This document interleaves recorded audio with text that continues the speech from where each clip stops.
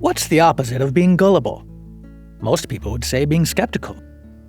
But imagine someone who refuses to believe eyewitnesses, distrusts science, doubts their own memory, and suspends judgment about almost everything. Have they become a great critical thinker? No. Because avoiding false beliefs is only half the job.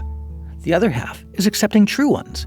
So if we're going to understand what critical thinking is, we need to talk about screen doors. A good screen door keeps out the flies. That's what it's for.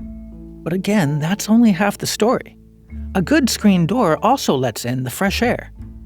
See where this is going? Think of your mind as a screen door.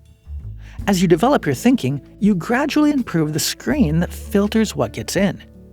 If the mesh is too tight, you'll block out falsehoods, but you'll also block out many truths. On the other hand, if the mesh is too loose, you've got the opposite problem. The truths get in, yes, but so do plenty of falsehoods. The goal of critical thinking is to build the right screen, one that lets the right things through for the right reasons. Ultimately, the point is to stay in touch with reality by forming beliefs that fit the world as well as your evidence allows. Now, there's actually an interesting philosophical question lurking here.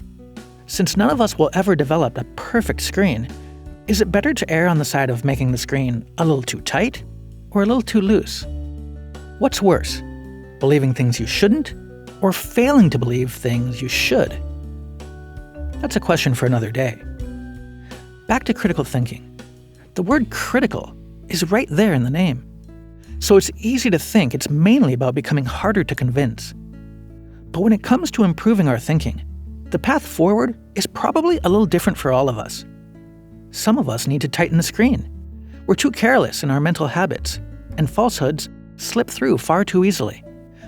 Others need to loosen it. We're so concerned with avoiding error that we shut out truths we ought to embrace. Critical thinking is the lifelong task of developing the skills, principles, and habits of mind that maximize the likelihood you'll believe the right things for the right reasons.